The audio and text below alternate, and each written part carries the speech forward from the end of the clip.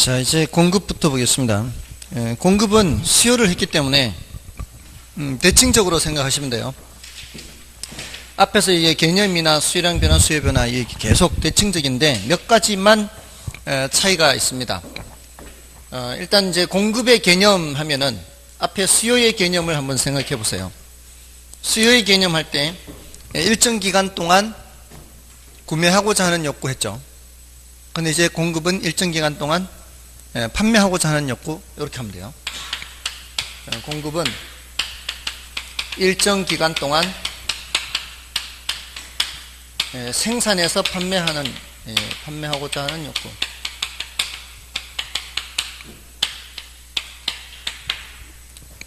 자, 이것도 당연히 무슨 개념이고요? 유량 개념이고, 사전적 개념이고, 유효 공급이고, 자, 이렇게 되는 거예요. 앞에 수요와 차이 나는 거 없죠? 똑같아요. 자, 그 다음에 이제 공급량 하면은 뭐겠어요? 공급의 크기를 수량으로 표시한 것, 이렇게 되겠죠. 그러면 이 공급량에 영향을 미치는 요인이 뭐겠어요? 공급 결정 요인이겠죠. 맞나요? 자, 이제 여러분들이 여기서 사실 오해를 많이 하는데, 그 이유가 여러분들이 주로 수요자거든요. 공급자가 돼 본 적은 별로 없어요. 그러니까 공급자 입장에서 생각을 해야 되는데, 그걸 생각하기가 쉽지가 않은 거죠. 하여튼 이 공급이라고 할 때는 여러분들이 공급자가 돼 봐야 돼요. 근데 공급자들은 생산량을 더 늘리거나 줄이거나 할 때 가장 키포인트가 바로 뭔가 하면은 이윤입니다. 이윤이 늘어날 것 같으면 공급량을 늘리겠죠. 이윤이 줄어들 것 같으면, 그러면 돈이 안 되니까 공급량을 줄이겠죠. 돈이 안 되니까 차라리 딴 거 하거나 뭐 이렇게 생산량을 줄일 겁니다. 근데 그 이윤이라는 거는 어떻게 계산이 되죠? 이윤이라는 거는 어떻게 계산돼요? 어떤 상품을 생산해서 판매를 할 때, 이런 상품을 생산해서 판매를 할 때 이윤이라는 것은 그 판매 가격에 뭐를 빼야 돼요? 원가를 빼야 되죠. 맞나요? 판매 가격에 원가를 빼면은 이윤이 나오는 거 아닌가요? 그럼 이윤이 커지게 되는 경로는 몇 가지가 될까요? 크게 두 가지가 되겠죠. 하나는 원가를 낮추거나, 원가를 낮추면은 이윤은 커지는 거죠. 또 하나는 판매 가격이 올라가거나, 아닌가요? 자, 그러면 가격이 올라가면 올라갈수록 공급량은, 가격이 올라가면 올라갈수록 원가는 그대로 있다고 전제하고 인건비나 뭐 이런 거 그대로 있는데, 판매 가격이 올라가면 올라갈수록 마진은 높아지니까 공급량은 많아지겠죠. 또는 판매 가격은 그대로 있어도 원가가 낮아지면은, 그러면 이윤이 커질 거 아니에요. 그럼 공급량이 늘어나겠죠. 그렇게 생각하시면 돼요. 그죠? 그렇게 생각하시면 돼요. 공급자들은 이윤을 보고 행동을 하는 사람들이기 때문에 그 이윤이 커지는지 적어지는지를 보고, 이윤이 커지면은 공급량을 증가시키고, 이윤이 작아지면은 공급량을 줄일 거다라고 생각하시면 돼요. 자, 그럼 그 공급 결정 요인에 뭐가 있다는 얘기요? 자, 이것도 사과라고 예를 들어볼까요? 사과 농사 짓는 농민들이 사과 가격에 영향을 받지 않을까요? 사과 가격이 올라가면은 이윤이 커질 거 아니에요. 원가는 그대로 있다면 사과 가격이 영향을 받습니다. 그러면 됐고요. 자, 보세요. 공급자의 소득이 영향을 미칠까요? 그렇지 않을까요? 아까는 수요자의 소득이 영향을 미쳤죠. 소득이 늘어나면은 대체로 수요를 증가시켰죠. 그런데 공급자들이 자신의 소득이 증가한다면 공급량을 증가시킬까요? 자신의 소득하고 이윤하고는 별 관계가 없죠. 자신의 소득이 늘어난다고 이 물건 가격도 올라가나요? 자신의 소득이 늘어난다고 원가를 절감하나요? 아니죠. 소득하고는 이제 관계가 없어요. 그 아까 소득하고 관련재 가격, 인구 이런 것들은 수요에만 영향을 미쳐요. 인구가 증가한다 해서 원가가 절감되는 거 없어요. 뭔지 아시겠죠? 자, 그러면은 원가에 영향을 미치는 건 뭔가 하면은 생산 요소 가격이에요. 인건비, 돈, 농자금 빌려 쓰는 이자율, 남의 땅에 농사 지을 때는 지대를 줘야 돼요. 이런 거 사용 대가, 남의 땅 사용 대가, 이런 것들이 올라가면 올라갈수록 농사 짓기가 어렵겠죠. 요새 농사 짓는데 하루 일당이 얼마쯤 하나요? 7, 8만 원? 좀 들어보신 적 있어요? 대충 막연하게 들어본 것 같아요. 품삯, 예, 하루. 그 정도 해야 될 거예요, 아마. 하루 7만 원. 막 이렇게. 몇 년 전만 해도 한 5만 원이었거든요. 5만 원인데 이제 좀 올라간 것 같아요. 그런 말씀들을 하시더라고요. 자, 이게 올라가면 올라갈수록 이건 농사 지어가지고 물건 팔아가지고 원가 빼버리면 남는 게 없을 수 있죠. 그걸 뭐라고 하는가 하면 생산 요소 가격이라 그래요. 아까 노자토 했었죠. 노동사용대가 임금 일당 7만원, 자본사용대가 이자율, 토지사용대가 지대, 남의 땅 사용하면 지대를 줘야 돼요. 이런 것들이 올라가면 어떻게? 공급량을 줄이는 거죠. 그 다음에 생산기술 수준.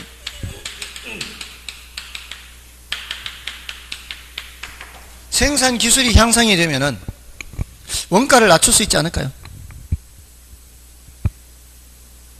생산기술이 향상되면 원가를 낮출 수가 있어요. 여러분들 사과 가수원에 가보셨어요? 혹시? 가보신 적 있어요? 사과나무 크기가 얼마나 하던가요? 내가 이렇게 손을 뻗었는 것보다 많이 뭐 더 크던가요? 그냥 조금 이렇게 크던가요? 그렇게 크지 않죠? 옛날에는 안 그랬어요. 옛날에는 사다리 놓고 올라가야 돼요. 키가 컸어요. 옛날에는 사과 농사 지으려면 작업이 굉장히 많아요. 봄철에 2월달에 전지 작업을 해요. 가지치기. 새로 난 가지가 있을 거 아니에요. 새로 난 가지를 적당하게 이렇게 가지를 쳐줘야 이렇게 알맞게 벌어지면서 이렇게 열매가 많이 열려요.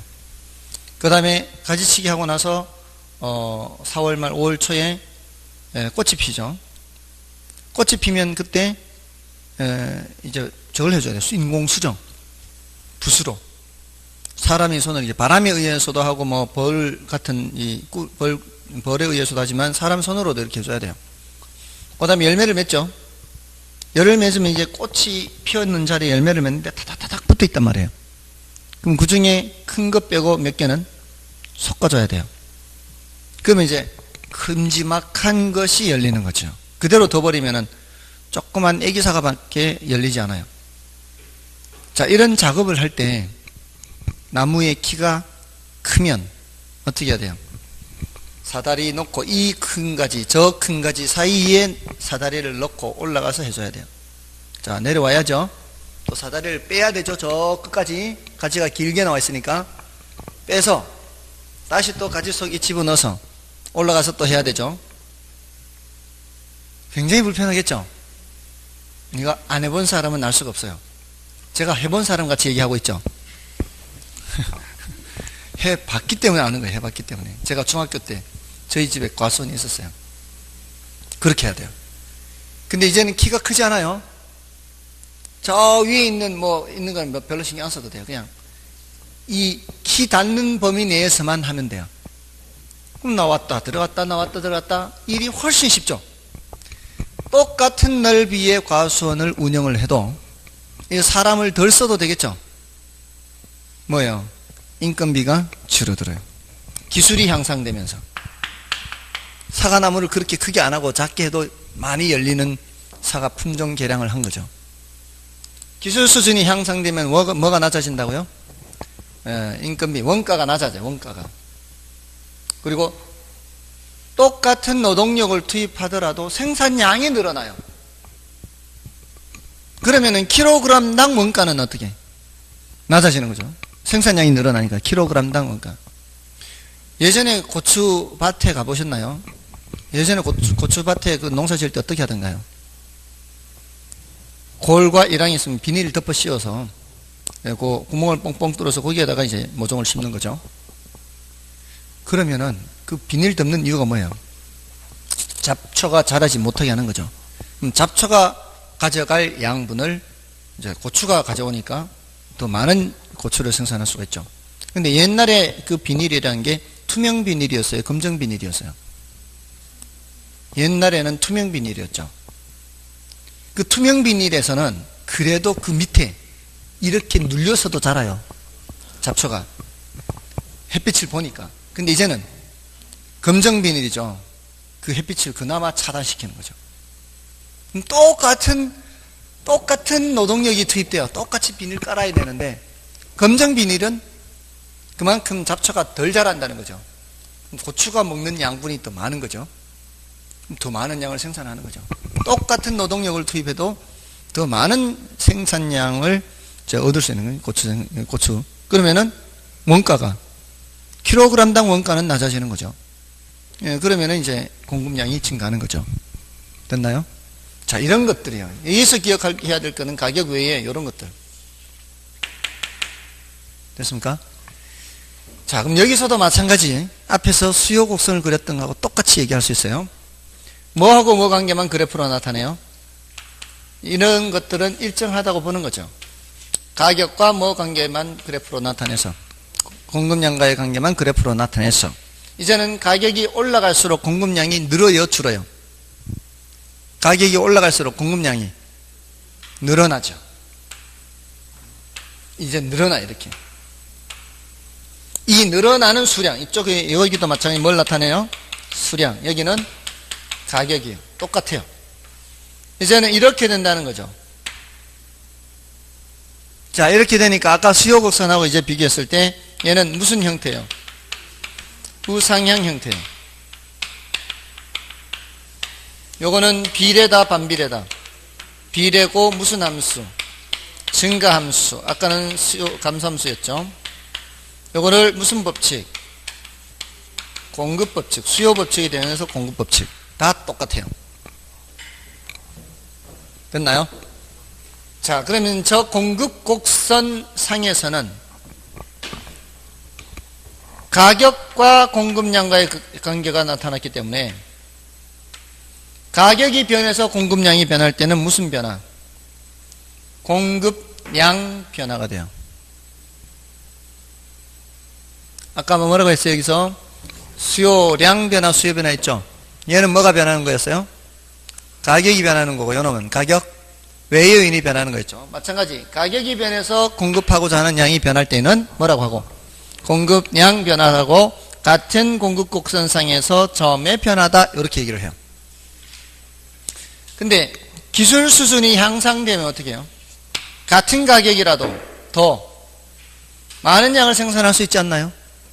이거는 기술이 향상되기 전이고, 기술이 향상되면은 이 가격에서는 원래는 이만큼 생산하려고 했는데 기술이 향상되면 똑같은 가격이라도 더 많은 양을 생산할 수 있지 않나요? 모든 가격 수준에서 기술이 향상되면은 향상되기 전보다는 더 많은 양을 생산할 수 있지 않나요? 그럼 어떻게 해? 이렇게 새로이 그려지죠. 새로이 그려지는 게 바로 무슨 변화? 공급 변화다, 이 말이에요. 공급 변화.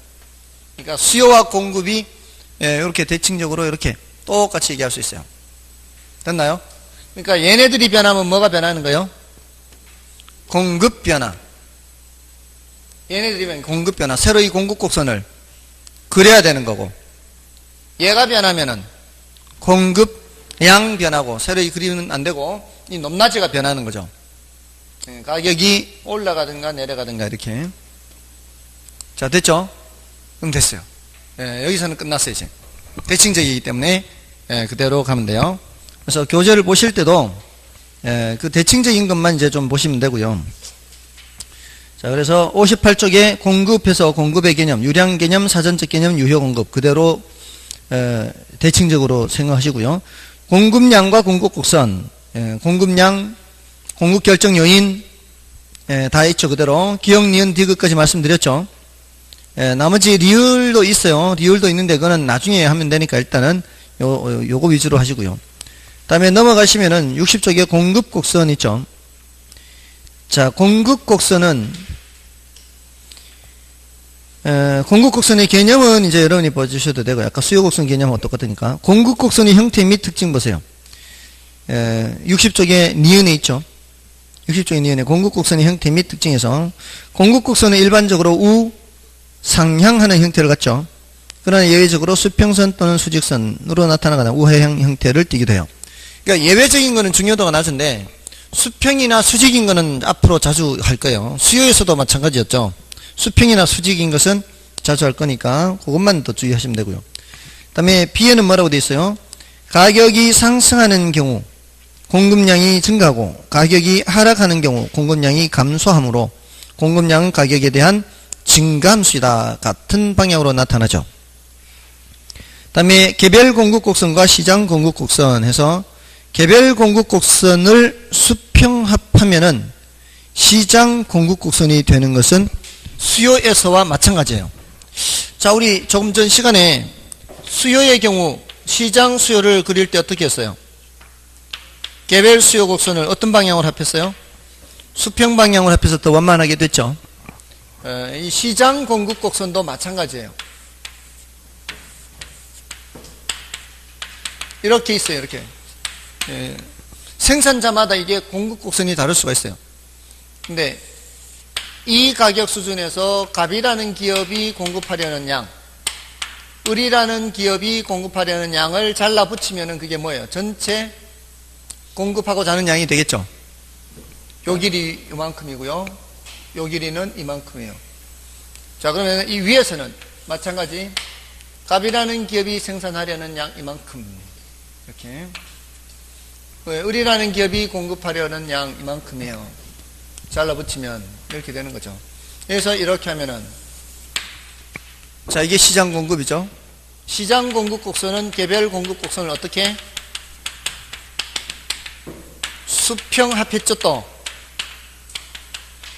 이러면은 더 완만해져. 이게 위로 갈수록 벌어지기 때문에, 벌어진 걸 더 하기 때문에 더 벌어지게 돼 있어요. 그래서 더 완만해. 이건 똑같은 거예요. 시장 수요나 시장 공급이나 똑같이 이렇게 그리게 되는 거예요. 자, 우리는 앞으로 뭐를 찾는 거예요? 시장 공급 곡선을 찾는 거예요. 그러니까 시장, 이제 자, 무대를 다시 생각하면은 시장에 등장하는 수요자들이 수요하려는 양 다 합하는 거고, 시장에 등장하는 공급자들이 공급하려는 양을 다 합하는 거예요. 그러면 이제 시장 수요와 시장 공급이 다 이제 찾아지는 거예요. 그래서 누가 더 많으냐에 따라서 가격이 올라가기도 하고 내려가기도 하고, 이제 그거 보는 거예요. 이제 이것이 되면은 이제 균형의 결정과 이동으로 넘어갈 수가 있는 거예요. 됐나요? 자, 그 다음에 이제 괄호 3번에 괄호 3번 바로 위에 61쪽에 동그라미 4번에 뭐라고 돼 있어요? 공급법칙이라고 돼 있죠. 공급법칙이 뭐예요? 물으면 뭐라고 대답하면 돼요? 가격이 올라가면 공급량이 증가하고 가격이 내려가면 공급량이 감소하는 것을 말합니다. 이렇게 대답하면 되는 거예요. 다음에 공급량 변화, 공급 변화 다 대칭적으로 이미 했습니다. 공급량 변화는 뭐가 변하는 거고, 그 재화의 가격이 변하는 거고, 공급 변화는 그 재화의 가격 외의 요인이 변한다. 이렇게 됐죠? 자, 그럼 나머지 확인만 하시면 돼요. 넘어가시고요. 공급 변화에서 그 기억, 니은, 디귿 있는데 기억, 니은 위주로만 보시고요. 일단은 62쪽이고 디귿 있죠. 예상이라고 나오는 가격 상승 또는 하락 예상, 요거는 난이도가 조금 더 높으니까 일단은 패스하십시오. 다음에 맨 밑에 괄호 4번에 부동산 공급 곡선 있죠. 그거는 나중에 말씀드릴게요. 지금 이거 설명드리려면 이게 좀 복잡한 게 있어요. 넘어가시고요. 괄호 4번은 나중에 그런 표시를 해두는 것도 괜찮아요. 나중에 이런 표시를 해두는 것도 괜찮아요. 왜냐하면 여러분들이 혼자 공부를 하실 때에는 이거를 봐야 될지 말아야 될지 헷갈릴 때가 있거든요. 근데 그 나중에 이런 표시가 되어 있으면은 안 봐도 관계없고요. 혹시라도 보다가도 나중에라는 표시가 있으면은 이해 안 되더라도 넘어가면 되니까 혼자 공부할 때 도움이 돼요. 그런 것들이 표시가 되어 있으면. 넘어가시고 이제 균형의 결정과 이동. 자, 요거 이제 말씀을 드릴 차례예요. 균형의 결정과 이동.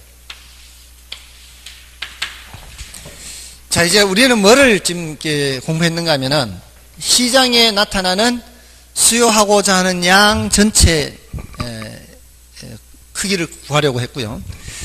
시장에 나타나는 전체 공급량의 크기를 이제 구했어요. 지금 그게 다 구해졌다고 치는 거예요. 그걸 어떻게 했어요? 각각의 수요자들이 수요하려고 하는 양을 더한 거죠. 각각의 공급하고자 하는 양을 더한 거예요. 자, 이러면 이제 시장 수요, 시장 공급 찾았어요. 그것도 가격이 바뀜에 따라서 어떻게 바뀌는지도 다 했어요. 시장에 나타나는 전체 수요도 가격이 내려갈수록 많아지는 거고요.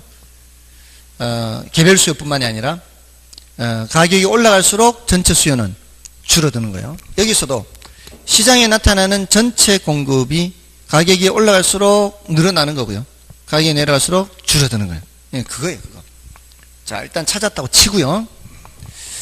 균형이라고 하는 단어 이제 공부하는 균형. 균형이라고 하는 것은 어떤 움직임 상태가 있는 상태예요, 없는 상태예요? 없는 상태가 균형 상태예요. 균형이라고 하면은 뭐가 움직임이 없는가 하면은 가격의 움직임이 없는 상태예요. 가격이 움직임이 없고 가격이 딱 정지된 상태. 이게 균형이에요. 그러려면은 수요하고자 하는 양하고 공급하고자 하는 양이 어때야 돼요? 똑같아야 돼요. 이때 균형이. 이때는 가격이 올라가지도 않고 내려가지도 않아요. 수량이 똑같으니까. 자, 근데 수요량과 공급량이 같지 않은 상태를 뭐라고 할까요? 같지 않은 상태를 불균형이라 그래요. 그럼 불균형이면 몇 가지가 있을까요? 불균형은 두 가지. 수요량이 더 많을 수도 있고 공급량이 더 많을 수도 있겠죠. 같지 않은 거니까. 같지 않으면은 수요량보다 뭐가 더 많을 수 있고 공급량이 더 많을 수 있고 반대로 수요량이 더 많을 수가 있겠죠. 자, 이걸 이렇게 생각해요. 제가 왼쪽에 수요량을 쓰고 오른쪽에 공급량을 쓰고 있죠. 그 소리는 왼쪽에 수요자들이 등장한다 이렇게 생각. 무대 왼쪽을 생각하는 거예요. 무대 오른쪽에는 누가 등장하는 거예요? 공급자들이 등장하는데 무대 왼쪽이 사람들이 더 적어요. 무대 오른쪽이 사람들이 더 많아요. 자, 이런 걸 우리는 뭐라고 할까요? 초과 공급이라 그래요. 자, 이러면 어떤 현상이 나타날까요? 가격이 내려가겠죠. 자, 이제 가격이 내려가니까 조금 전 시간에 했던 거와 이거하고 함께 생각하는 거예요. 가격이 내려가면은 공급량은 어떻게 돼요? 내려가죠. 그러면서 수요량은 늘어나겠죠. 지금 현재는 누가 더 많아요? 무대 오른쪽에 공급자들이 더 많고 왼쪽에 수요자들이 더 적죠. 근데 가격이 내려가면서 무대 오른쪽에 있던 공급자들 중에는 이제 빠져나가는 거예요. 가격이 마음에 안 드니까. 지금 머릿속에 그리고 있나요, 지금? 무대 오른쪽에 팔려는 사람은 막 북적이고 있는데 무대 왼쪽에 사려는 사람 몇 명 없어요. 가격이 내려가면서 무대 오른쪽에서는 어떤 현상이 나타나요? 무대 바깥으로 빠져나가는 사람들이 늘어나기 시작하고 무대 왼쪽은 어떻게 나타나요? 바깥에 대기하고 있던 사람 중에 가격이 내려가니까 사려는 사람이 무대 위로 올라오게 된다면 머릿속에 그걸 연상을 하라고요. 그러면서 점점 그 격차가 어떻게 돼요? 격차가 줄면서 비슷해지겠죠.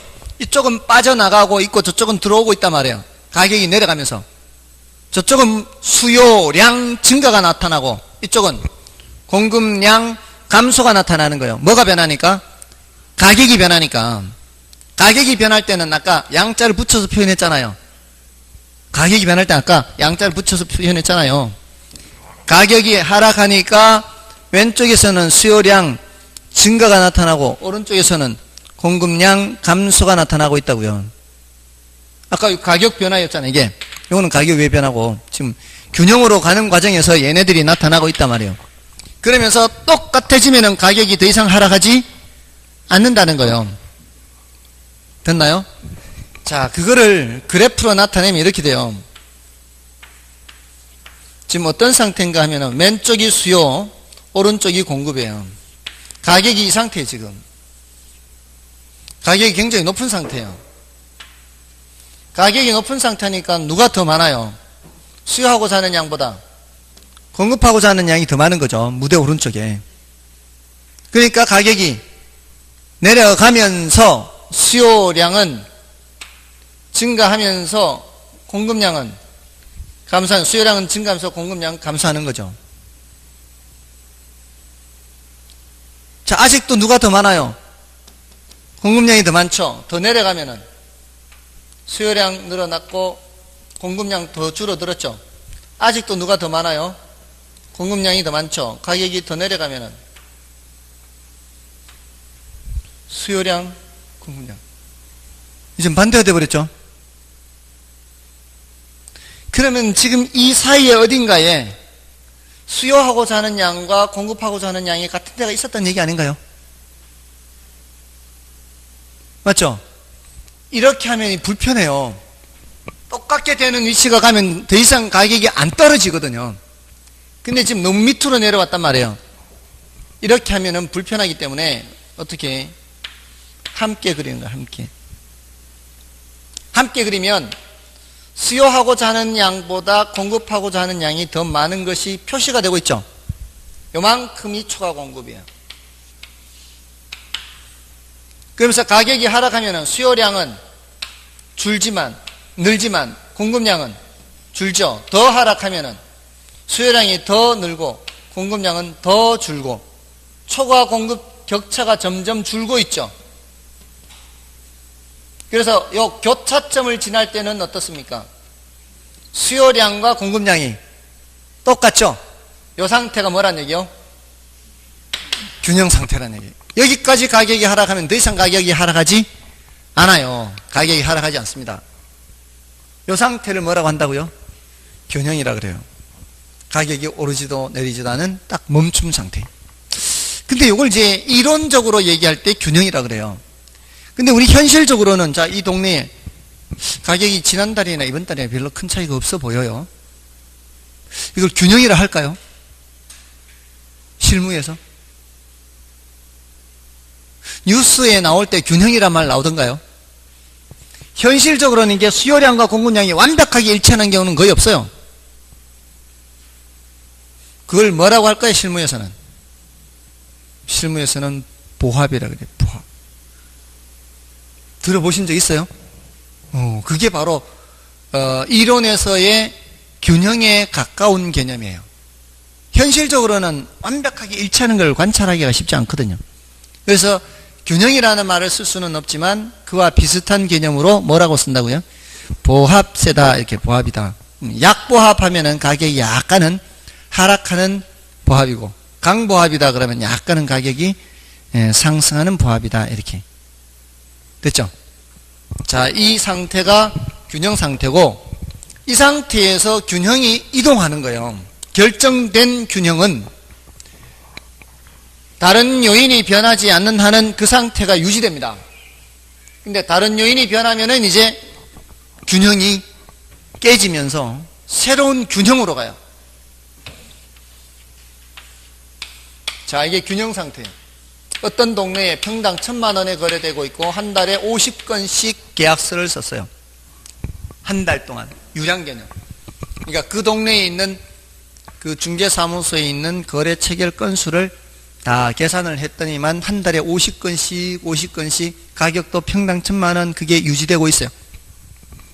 균형 상태가 유지되고 있다. 보합 상태가 유지되고 있는 거예요. 그런데 그 지역에 무슨 공기업이 들어온대요, 이제. 공기업이 들어온대요. 자, 그 공기업이 들어온다고 해서 그 공급자의 원가가 내려가거나 막 그런 이유가 되나요? 생산 원가나 이거는 영향을 미치지 않아요. 어디에 영향을 미치는가 하면은 수요에 영향을, 수요에. 찾는 사람들이 늘어나겠죠. 자, 매달 1,000만 원에 물건을 내놓는 사람도 몇 건? 50건.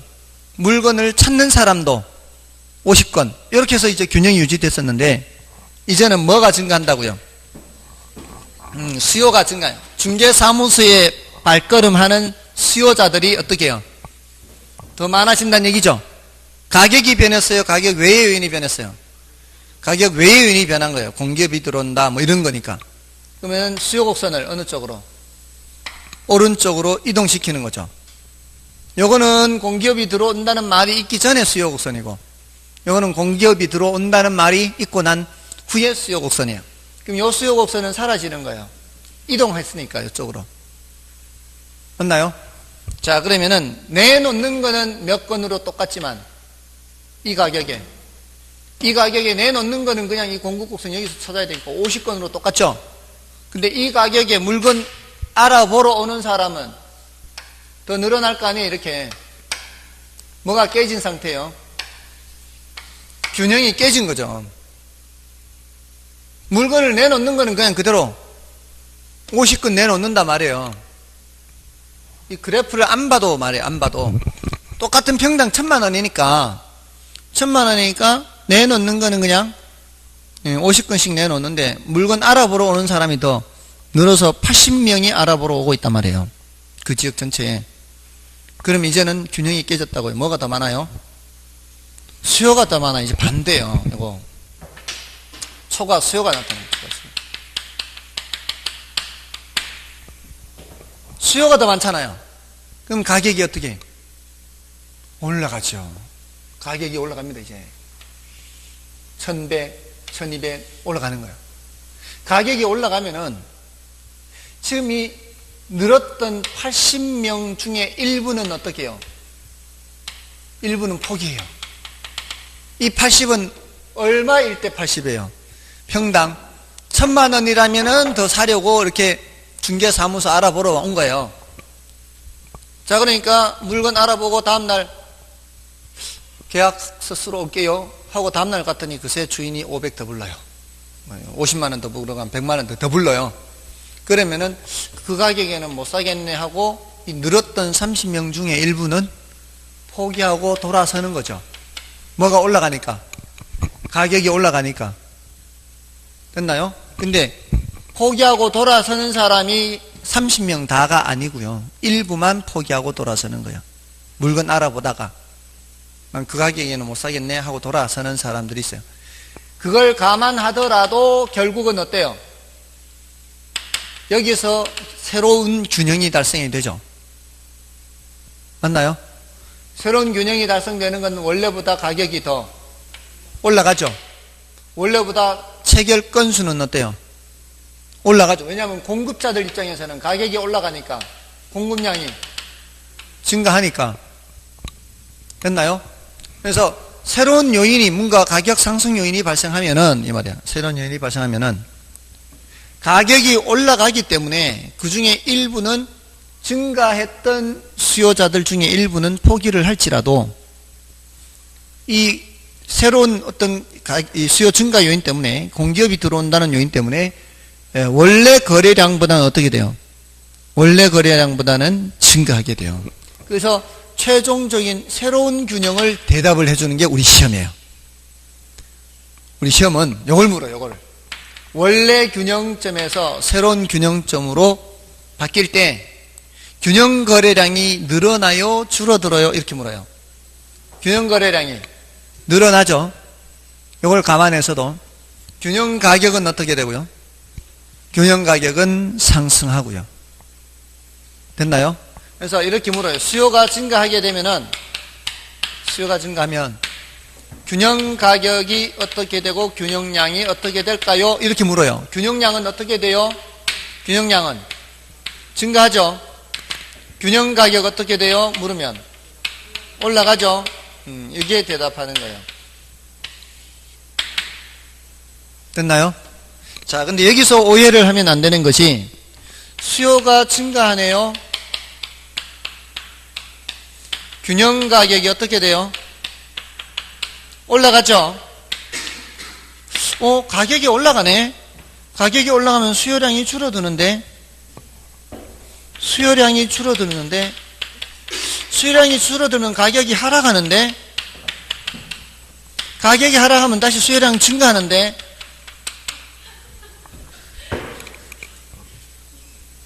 빠져나올 수 없는 미로를 들어가는 거예요. 이렇게 가면 안 돼요. 여기서 끝이에요.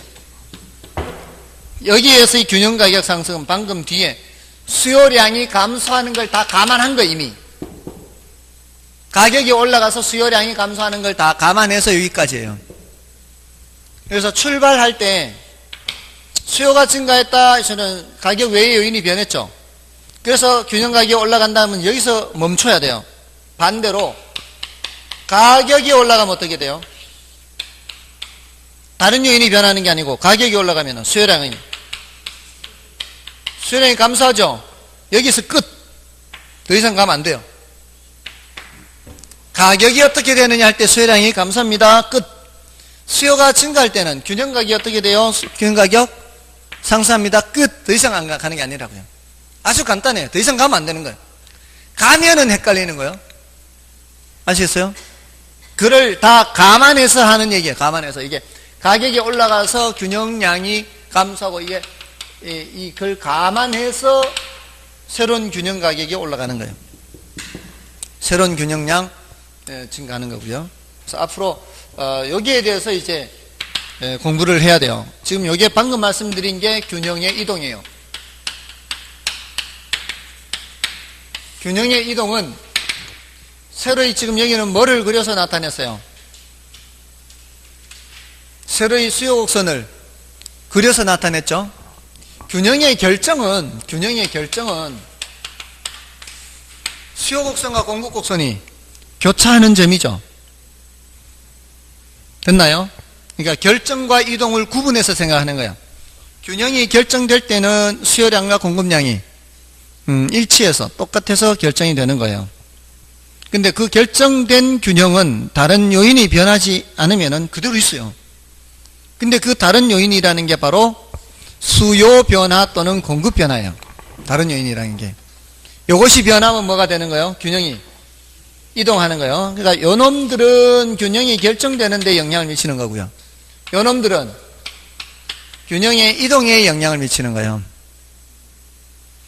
세로의 수요 곡선이나 공급 곡선을 그리는 것들은, 그래서 지금 제가 한 개만 그렸어요. 수요 증가만 그렸어요. 근데 어떤 걸 그릴 수도 있어요? 수요 감소도 그릴 수 있겠죠. 또 뭐도 그릴 수 있어요? 공급 증가도 그릴 수 있겠죠. 공급 곡선을 오른쪽에. 뭐도 그릴 수 있어요? 공급 감소도 그릴 수 있어요. 모두 몇 가지 경우예요? 4가지 경우가 있어요. 근데 그 중에 제가 지금 하나만 그린 거예요. 지금 이번 순환은 결정된 균형을 저렇게 이동시키는 것은 얘네들과 관련되는 거고, 균형이 결정될 때는 수요량 변화, 공급량 변화가 균형이 결정되는 데 영향을 미친다. 자, 이 정도면 돼요. 오늘은 이번 순환 11월 12월 달에서는 이 정도로만 말씀을 드려도 돼요. 그리고 아주 심하게 말씀을 드리면 다음 주에 오실 때 포맷이 돼가지고 와도 괜찮아요. 여러분한테 크게 기대하는 거 없어요. 왜냐하면 처음 들어서 그럴듯하다라는 정도만 생각을 하셔도 돼요. 근데 그럴듯한 것 같나요? 그럴듯한 것 같지 않나요? 이렇게 생각하시면 되는 거예요. 저렇게 그래프로 나타내지 않더라도 말이에요. 그래프로 나타내지 않더라도 잠잠하던 시장에 이 말이에요. 잠잠하던 시장이라는 게 무슨 뜻인가 하면은 균형을 이루고 있는 시장에 이 말이에요. 균형을 이루고 있는 시장에 수요가 증가한다. 이 소리는 가격 외에 다른 뭔가가 변한 거예요. 가격 외에 다른 뭔가가. 그래프로 나타낼 때는 수요 곡선이나 공급 곡선이 이동한다 이런 뜻이에요. 가격 외에 뭔가가 변하는 거예요. 상황이. 그러면은 시장에 분명히 뭔가 새로운 영향이 나타나겠죠. 그럴 때 수요가 증가하면 수요 곡선이 이동하는 거예요. 그러면 시장이라는 무대에 사람들이 더 많이 등장하는 거예요? 빠져나가는 거예요? 수요가 증가한다는 것은 더 많아진다는 얘기죠. 그러면 시장이 더 북적거려지겠어요? 더 한산해지겠어요? 북적거려지겠죠. 그렇게 연결하세요. 그러니까 그걸 그래프로 나타낸 게 수요 곡선이 오른쪽으로 이동하는 거예요. 이게 수요 곡선이 오른쪽 이동하는 게 잠잠하던 시장이 어떻게 됐다고요? 더 북적거려졌다고요.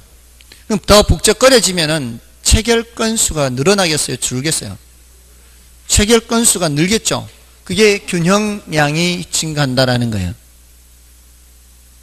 균형 거래량, 이 체결, 이 계약서 쓰는 건수, 이게 늘어나는 게 뭐예요? 균형 거래량이 균형량이 균형 거래량을 말하는 거예요. 그러는 과정에서 가격은 어떻게 되겠어요? 올라가겠죠? 이걸 얘기하는 거예요. 자, 그러면 이제 반대로, 제가 다 말씀드리는 거나 다름없어요. 그래프는 수요 증가만 그렸지만, 자, 이번에는 잠잠하던 시장에 공급자들이 늘어났어요. 생산 기술이 향상되거나 해서 공급자들이 늘어나면 시장이 더 북적거려지겠어요? 한산해지겠어요? 공급자들이 더 많이 등장하면은 시장이라는 무대에 더 많이 들어온다고. 시장이라는 무대에 사람이 더 늘어난다고요. 늘어나면은 북적거려지는 거예요. 지금 이거 계속 생각해야 돼요. 무대 왼쪽에 수요자들이 등장했다 왔다 갔다 하는 거고, 무대 오른쪽에 공급자들이 들락날락 거리는 거예요. 공급 증가는 뭐예요? 사람들이 들어오는 거예요. 들어오는 거예요. 사람들이 들어오면은 그거는 북적거려지는 거죠. 그럼 체결 건수가 어떻게? 많아지겠죠. 사람이 더 많아지니까 체결 건수는 많아진단 말이에요. 근데 가격은 어떻게 돼요? 가격은 내려가는 거예요. 혹시 주식 투자하십니까? 주식 하시나요? 하십니까? 주식 하십니까? 주식 하시면 그런 날 있지 않나요? 막 거래량이 엄청 많아지는데 그날 가격은 하한가 폭락했어요. 거래량은 엄청 많아요. 근데 가격이 폭락했어요. 이게 뭔 뜻일까요? 그날은 파는 사람이 많이 들어온 거예요. 파는 사람이 시장에 계속 갖다 판 거예요. 시장에 와가지고. 뭔 뜻인지 아시겠어요? 파는 사람이 많이 늘든 사는 사람이 많이 늘든 많이 늘면 거래량은 많아진다고요. 근데 어떤 날은 거래량이 엄청 많으면서 상한가예요. 그날은 누가 많이 들어왔다는 얘기예요? 사는 사람이 많이 들어왔다는 얘기예요. 난 그 가격이라도 살란다. 올라가는데도 그 가격이라도 살란다. 뭔 뜻인지 아시겠어요? 가격이 하락하면 웬만큼 하락하면은 보통은 이 정도 많이 하락했으면 다시 올라가겠지 하고 사는 사람도 늘어나는데도 불구하고 계속 갖다 파니까 어떻게 해요? 가격은 폭락하는 거죠. 뭔 뜻인지 아시겠어요? 사는 사람이 많이 늘든 파는 사람이 많이 늘면 뭐는 늘어나는 거예요? 거래량은 늘어나는 거예요. 북적북적 거래질 때는. 근데 사는 사람이 많이 늘어날 때는 가격이 올라가면서 거래량이 많아지는 거고, 파는 사람이 많아질 때는 가격이 내려가면서 거래량이 많아지는 거예요. 그러니까 중개하는 입장에서는 이 말이에요. 자, 그날 중개 수수료 먹는 증권사의 수수료 수입은 어떨까요? 폭락한 날 많아졌겠죠. 수수료 수입은 늘었겠죠. 거래량이 많아졌으니까. 중개사무소 입장에서는 말이에요. 사는 사람이 많든 파는 사람이 많든 북적거려야 돼요. 중개사무소는 팔이 날리면 안 된다고요. 파는 사람이 많아도 계약서는 쓸 거 아니에요. 사는 사람이 많아도 계약서는 쓸 거 아니에요. 다만 누가 더 많은 게 더 좋은 거예요? 사려는 사람이 더 많은 게 더 좋은 거예요. 왜냐하면 가격이 올라가기 때문에 그때는 그 수수료가 그 가격에 따라서 그 수수료를 매기니까, 파는 사람이 많아지면은 가격이 내려가니까 수수료 수입은 이제 한산한 것보단 나아요. 중개사무소는 한산한 것보다는 북적거리는 게 낫다고요. 팔이 날리면은 이 계약서를 못 쓰는데 수수료가 발생하나요? 뭔 뜻인지 아시겠죠? 근데 파는 사람이 많아질 때는 가격이 내려가면서 거래량이 많기 때문에 가액에 따라 몇 퍼센트 이렇게 하기 때문에 수수료 수입은 올라가면서 거래량이 많은 것보다는 적은 거죠. 뭔 뜻인지 아시겠죠? 꼭 이렇게 그래프를 안 그리더라도 이 말이에요. 그래프를 안 그리더라도 수요가 증가한다. 사람들 많아지죠. 지금 시장에. 거래량 어떻게 된다고? 늘어난다고요. 공급이 증가한다. 거래량 늘어난다고요. 근데 가격이 올라가면서 거래량이 늘어나느냐, 가격이 내려가면서 거래량이 늘어나느냐, 이 차이죠. 자, 이제 반대로 수요자들이 발을 빼요. 중개사무소에 나타나질 않아. 거래량 어떻게 되겠어요? 줄어들죠. 너무 단순해요. 사실은 이게 굉장히 단순한데 이걸 그래프하고 연결하기 때문에 조금 어렵게 느껴질 수는 있어요. 근데 결국은 우리가 다 상식적으로 생각할 수 있는 건데, 근데 시험에서는 이렇게 나온단 말이에요. 그래프를 그려서, 그리고 조금 더 복잡한 거는 그래프를 그려서 확인할 때가 훨씬 쉽거든요. 그 다음에 공급이 빠져나가더라도 돼요. 공급 감소, 거래량은 줄어들어요. 이게 한산해지면 사람들이 발길 끊으면 거래량은 줄어드는 거예요. 근데 가격은 또 다른 문제죠. 가격이 어떻게 되는지를 판단할 때는 물량이 남는지 모자라는지로 보시면 돼요. 수요자들이 발을 빼면은 시장에 물량이 남아 돌겠어요? 모자라겠어요? 남아 돌죠. 그럼 가격은 내려가는 거죠. 수요 감소는 가격 하락이 되는 거예요. 근데 공급자들이 발을 빼면은 물량이 모자라요, 남아요? 모자라죠. 공급자들이 발을 빼면은. 그럼 가격은 올라가는 거죠. 됐나요? 그래서 나중에 이제 또 쉽게 또 돼요. 정리가 돼. 나중에 가면은 수요가 증가하잖아요. 수요가 증가할 때는 균형량도 증가하고 균형 가격도 상승하고, 수요 증가에서는, 수요에서는 이 방향이 다 같은 방향으로 나타나요.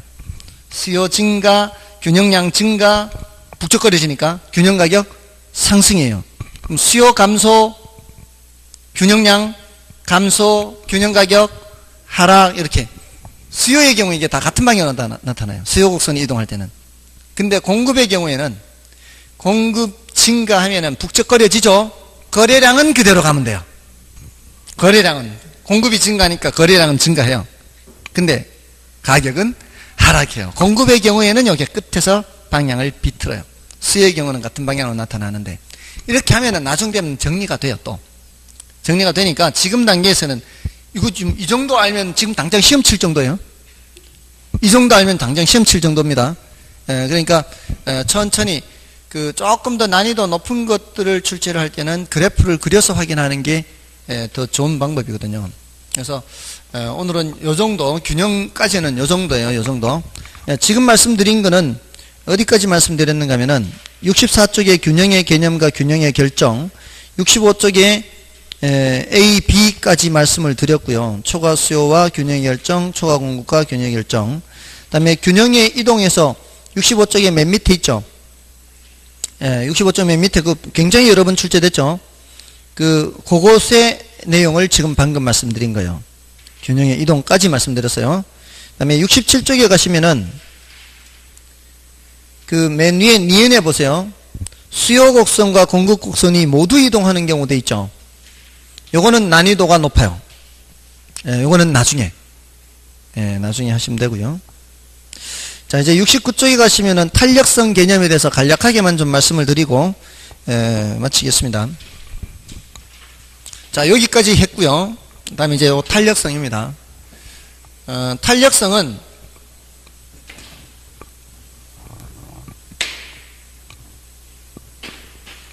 탄력성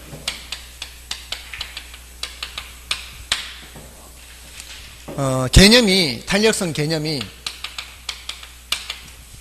수량 변화의 크기 정도예요.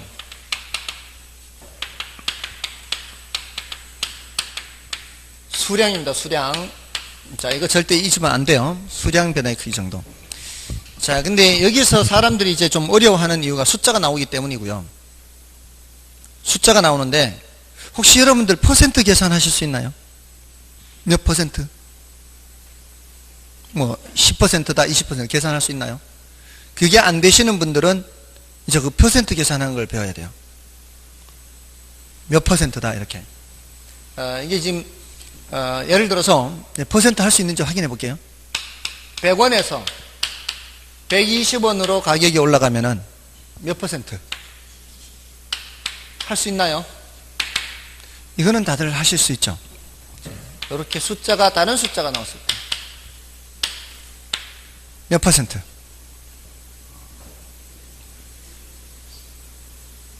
퍼센트로 나타낼 때는 처음 출발하는 걸 분모로 해야 돼요.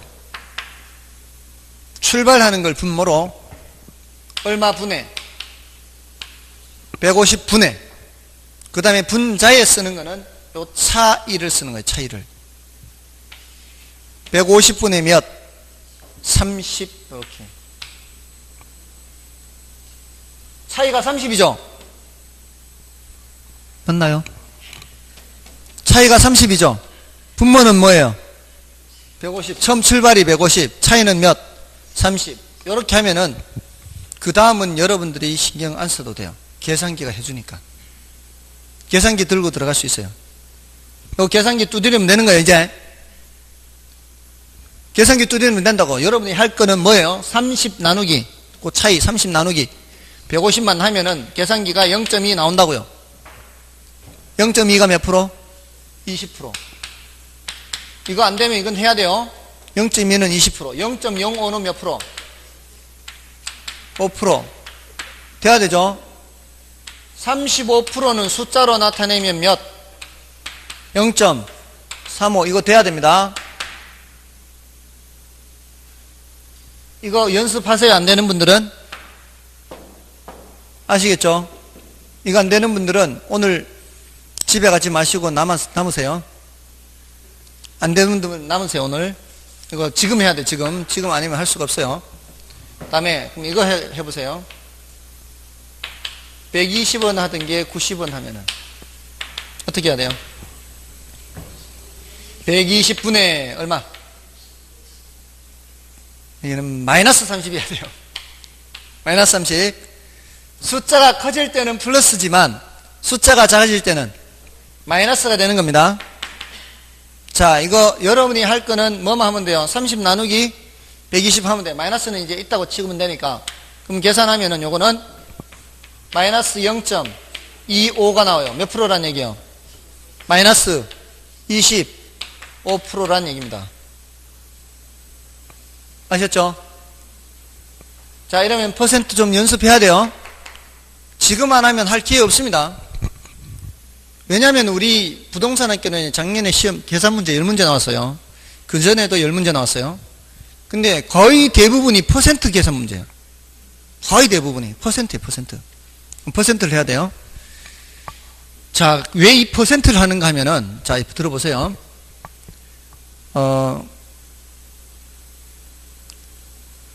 냉장고가 100만원 하던 것이 110만원으로 올라갔어요.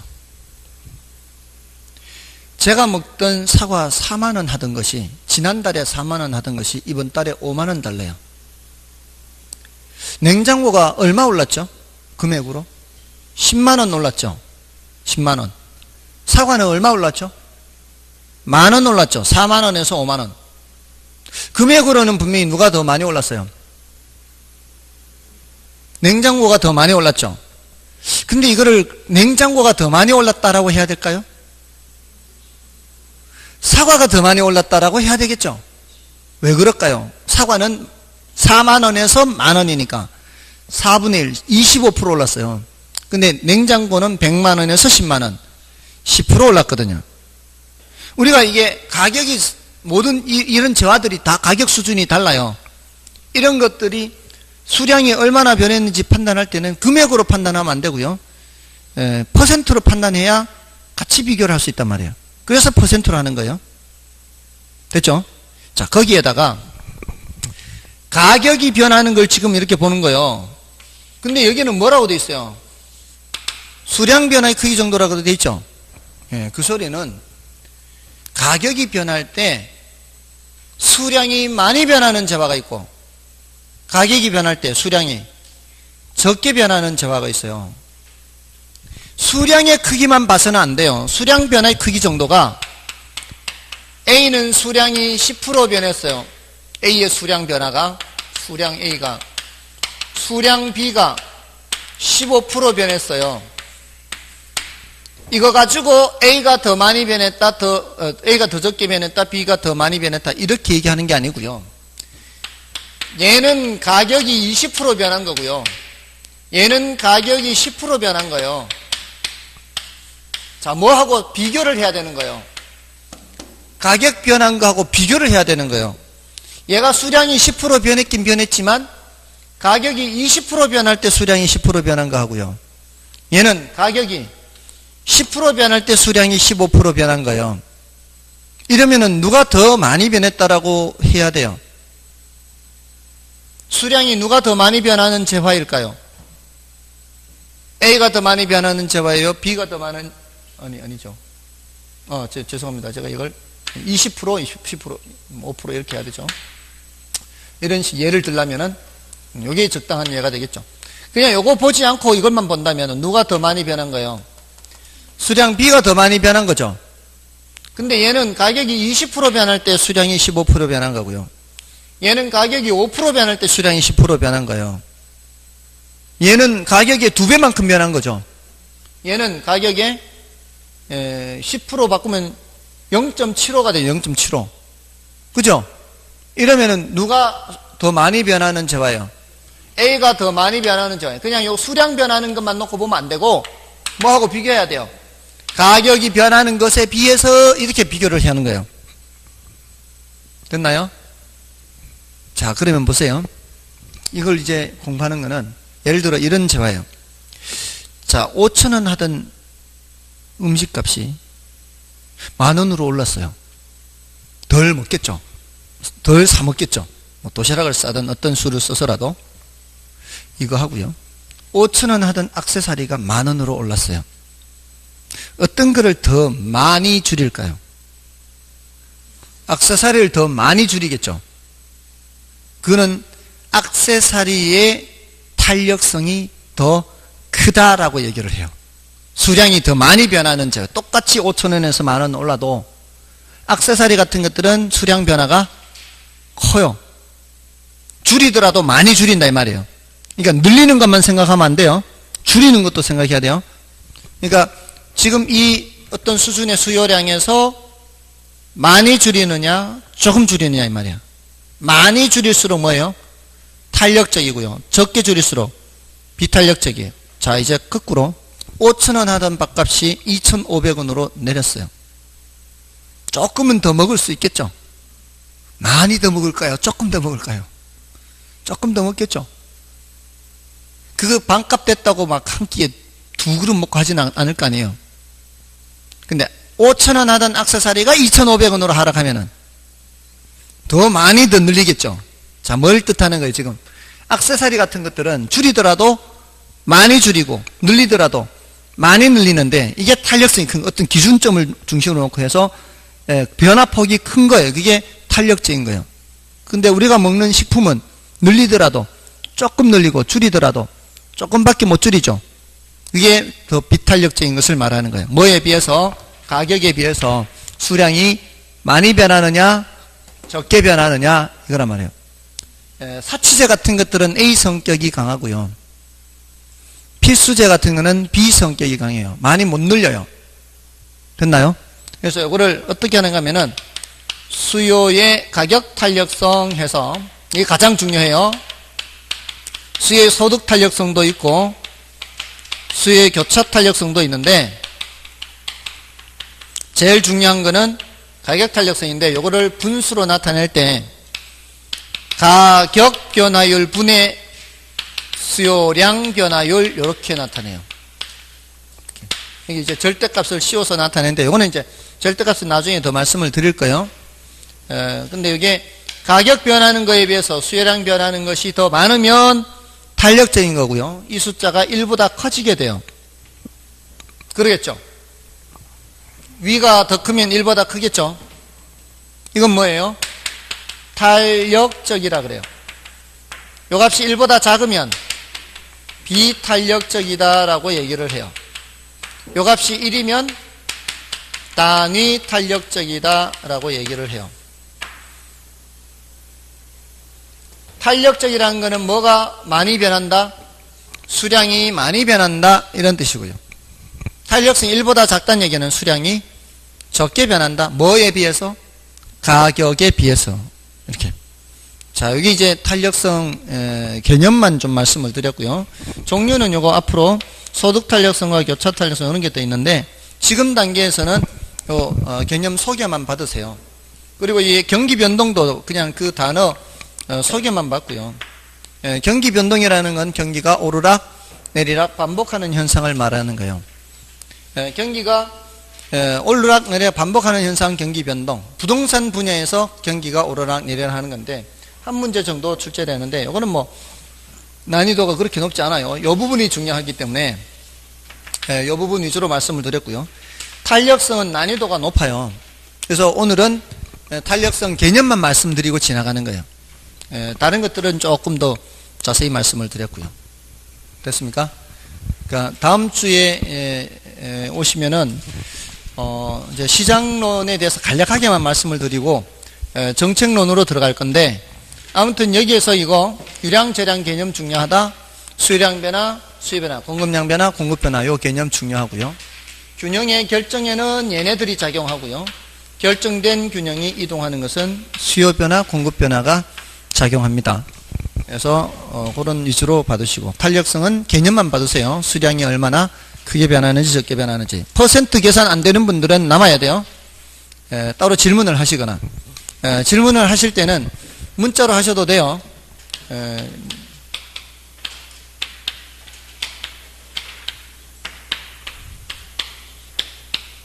네, 문자로 궁금한 거 있으면 바로바로 질문을 하십시오. 5분 이상 생각하다가 뭔 소린지 모르겠으면은 바로 질문하십시오. 시간 낭비예요. 더 이상 하는 거는. 아시겠죠? 여러분들이 시간을 절약하는 것이 또 중요합니다. 괜히 쓸데없이 시간 낭비하지 마시고요. 제가 뭐 수업하거나 이렇게 뭐 못 알아차려면은 바로바로 대답을 못 해드리겠지만, 확인되는 즉시는 거의 대부분 바로바로 알려드립니다. 그러니까 모르는 게 있으면 바로 질문하시기 바랍니다. 자, 오늘은 여기까지 하고요. 마치도록 하겠습니다. S였습니다. 감사합니다.